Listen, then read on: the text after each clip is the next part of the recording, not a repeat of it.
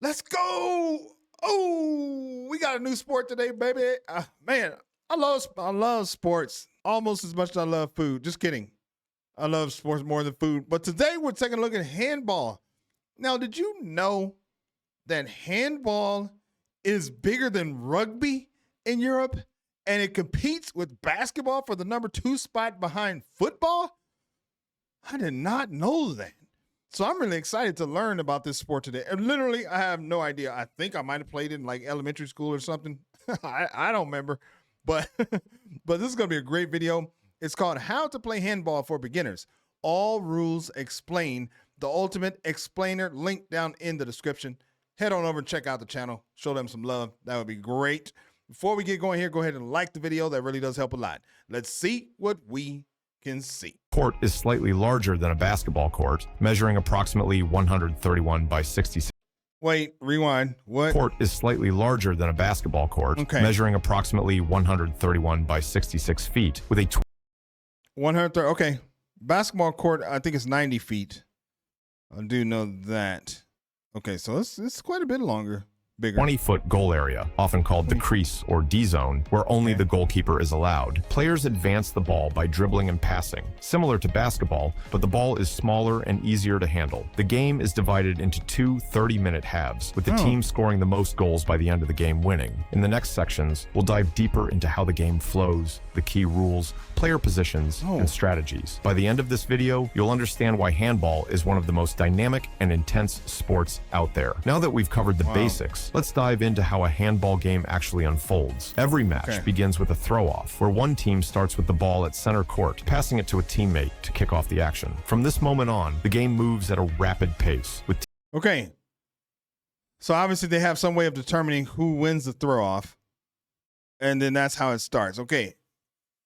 Because he said it was like basketball, and it does look similar in some ways, the court and, you know, what in basketball would be the three-point line. Obviously, that's, well, actually, I don't know if that it's the same thing here or not. He's probably going to get into scoring here in a minute. But anyway, since he's comparing it to basketball, obviously, they have a tip-off in the beginning where they have a jump ball. So that's just saying that. Teams continuously attacking and defending. Once a team gains possession of the ball, they must move quickly, as there is no specific shot clock, like in basketball. However, the referees enforce a passive play rule, meaning a team can't just hold on to the ball without making an attempt to attack. If the referees signal passive play, the team must shoot on goal within a few passes or risk losing possession. One of the most important... so it's all subjective, it sounds like. It's up to the ref. That would be hard to manage, to coach, to play with, but obviously they know what they're doing more than I do. Team must shoot on goal within a few passes or risk losing possession. One of the most important aspects of handball is the 6-meter goal area, which only the goalkeeper can enter. Field players must shoot from outside this area unless they are airborne, meaning they can jump into the area and release the ball before landing. This rule creates exciting moments where players leap towards the goal to score, adding a unique element to the game. Players are allowed to dribble the ball, but there are some key restrictions. For example, a player can only take up to 3 steps without dribbling, and after dribbling, they must pass or shoot within 3 steps. This keeps the game moving. Sounds like basketball. Well, not the NBA. In the NBA, you can take like 5 or 6 steps now. That's a joke. But that sounds like basketball. You can only, well, actually, you can't take 3 steps in basketball. You're only supposed to take 2.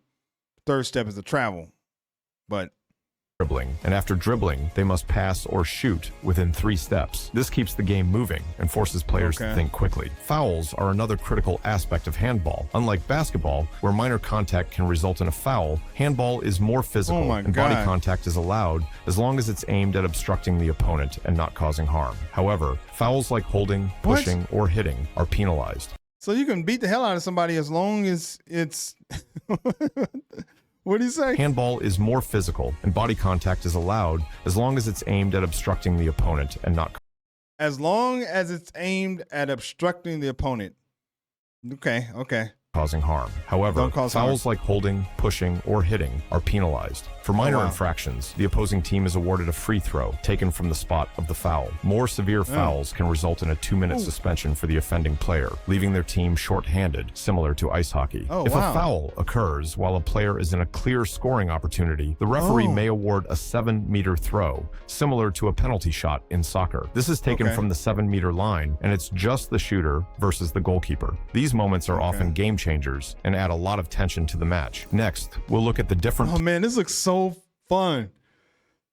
I look like I can really get into this because I've said before on this channel, but I played basketball and coached basketball. I grew up with a basketball hoop in my backyard on dirt and just played all the time. And you know, when you coach, I guess when you coach anything, you are super interested in the X's and O's.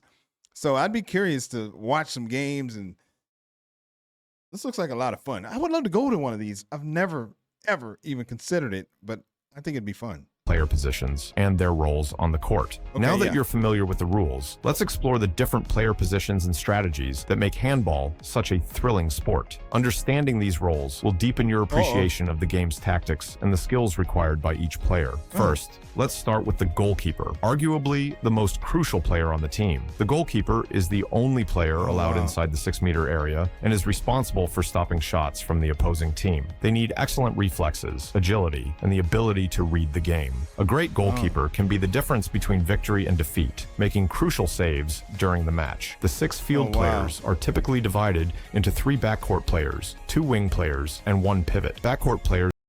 6 field players. Hold on. I got to hear this again. Typically divided into 3 backcourt players, 2 wing players. The 6 field players are typically divided into 3 backcourt... 3 backcourt players. Oh, okay. That's how I see it there. Got 10... number 10 right here, 19, and then this guy up here, and then 2 wing players, and then 2 wing players, and 1 pivot. Backcourt pivot. So that guy in the middle that took the shot must be the pivot. Players include the left back, center back, also known as the playmaker, and right back. These players are usually taller and have strong shooting arms, as they are the primary attackers from long range. The center back acts as the playmaker, directing the offense, setting up plays, and often initiating attacks. Center back. So that sounds similar to a point guard in the ABA. He's setting up the players, initiating play, making sure everybody's where it's supposed to be. The left and right backs flank the center back and are responsible for powerful shots from the backcourt or for penetrating the defense. Wing players consist of the left wing and right wing, positioned near the sidelines. These players are typically the fastest on the team and excel in quick, sharp movements. Wings are responsible for fast breaks, where they sprint down the court to receive long passes and score quick goals. They also take sharp-angled shots from the sides of the court, using their speed and agility to outmaneuver defenders. The pivot. That's interesting because I haven't seen the wing players move very much in all of these examples here. They just seem to stand there. Wonder why.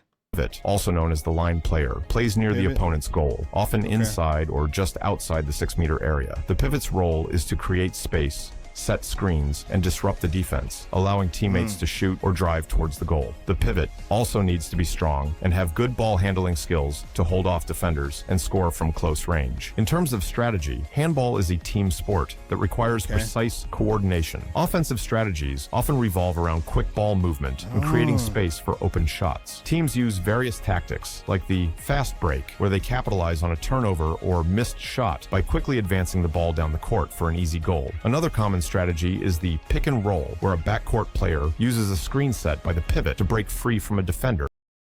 Backcourt player uses a screen set by the pivot to break free. Okay. I can envision that. And take a shot. Defensively, teams usually adopt either a man-to-man or a zone defense. In man-to-man defense, each defender is responsible for marking a specific opponent, focusing on preventing them from receiving the ball or taking a shot. In a zone defense, players cover specific areas of the court, shifting as a unit to block passing lanes and shots. The most common zone defense in handball is the 6-to-0 formation, where all defenders line up along the 6-meter line, making it difficult for the offense to penetrate. Another key defensive strategy is the pressing defense, defense, where defenders actively challenge the ball handler, trying to force errors or turnovers. This aggressive style of defense can disrupt the flow of the opponent's offense and lead to fast break opportunities. Now that we've covered the rules, player positions, and strategies, let's visualize how these elements come together in a real handball match. Imagine two teams, the Thunderbolts and the Lightning, facing off in a high-stakes game. The match begins with a throw-off. The Thunderbolts gain possession and immediately start advancing the ball up the court. The center back takes charge, directing the offense. He passes to the left back, who makes a quick move towards the goal, but is met by a strong defense. Recognizing the pressure. Well, that's wing. That's interesting. I saw the wing come up. The other wing is still over there in the corner, but I saw the wing come up, number 21, I think that is right there. And she probably came up to like reshape the defense. Because now they have to adjust to her. The left back passes to the pivot, who is tightly guarded near the 6-meter line. The pivot, using his strength and positioning, holds off the defender and quickly passes back to the center back, who has moved into an open space. The center back, seeing an opportunity, takes a powerful shot from just outside the 9-meter line. The ball flies past the defenders, but the Lightning's goalkeeper is ready, making a spectacular save. The ball rebounds to the Lightning's right wing, who immediately initiates a fast break. Sprinting down the sideline, she receives a long pass from the goalkeeper and has a clear path to the goal. With only the Thunderbolts goalkeeper to beat, she jumps into the air and releases the ball just before landing inside the 6-meter area. The shot is perfectly placed, and the Lightning score the first goal of the game. As the game progresses, both teams demonstrate a mix of offensive creativity and defensive resilience. The Thunderbolts, looking to even the score, employ a pick-and-roll strategy. The center back uses a screen set by the pivot to break free from his defender, creating just enough space to take a shot. This time, the ball sails into the top corner of the net, leveling the score. On the defensive side, I think this is basically, you have to envision all this because what he's saying is not happening as he's saying it. But so you just got to picture this in your mind. Thunderbolts shift to a 6th neo-zone defense, focusing on blocking the Lightning's shooting lanes and preventing passes to the pivot. The Lightning respond by moving the ball quickly around the perimeter, trying to find a gap. Their left that one is a little more accurate than what he was saying, because it looks like, what do you call this, a 6 nil? Shift to a 6th neo-zone defense. 6 nil zone. So that means it looks like 6 players in a zone. Focusing on blocking the Lightning's shooting lanes and preventing passes to the pivot. The Lightning respond by moving the ball quickly around the perimeter, trying to find a gap. Their left back sees an opening and drives towards the goal, but the Thunderbolts' defense collapses on her, forcing a difficult shot that goes wide. In the final minutes of the first half, the intensity ramps up.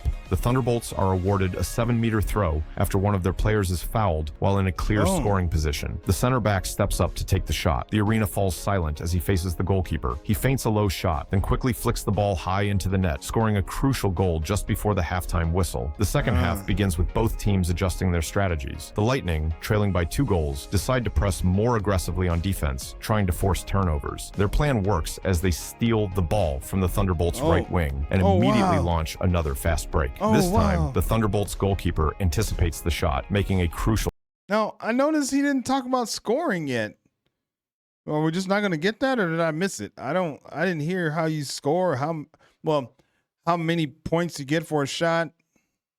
I must have missed that. Save to maintain their lead. As the clock winds down, the game becomes even more intense. The Thunderbolts, now ahead by just 1 goal, slow down their offense, using the full 30 seconds allowed for each possession to run down the clock. The Lightning, desperate to equalize, apply relentless pressure, but the Thunderbolts' disciplined defense holds strong. With just seconds remaining, the Lightning have one last chance to tie the game. They execute a quick passing play, getting the ball to their right back, who has a clear shot at the goal. The crowd holds its breath as he shoots, but the Thunderbolts goalkeeper dives, making an incredible save to secure the victory. We hope this video has provided you with a clear and comprehensive introduction to handball. If you have any questions or want to share your thoughts on the game, feel free to leave a comment below.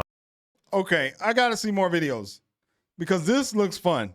Like, I can get into this because actually all the sports I've been watching, I watched something on cricket. I can get into that for sure. Rugby, I can get into that. F1, I watched an unbelievable video on that just the other day. That should be coming out. It might already be out by the time you see this. So I can get into all of these sports. I'm just a sports junkie, man. Table tennis, I don't care. I'll watch it. I like sports. But I'm super interested in this because this is something that is like in my wheelhouse. I can understand plays and everything, and it's very similar. And a lot of the same terminology, but I need to know about scoring, and I need some other videos on leagues and teams and things like that. So if you have that information, go ahead and put it in the description. That would be awesome. Hey, and while you're at it, subscribe to the channel. I'm trying to get up to like 100 million, something like that. So just go ahead and subscribe. Why not? Thanks for joining me today. My name is Greg. This is G. Lou. We will catch you on the next video. Peace.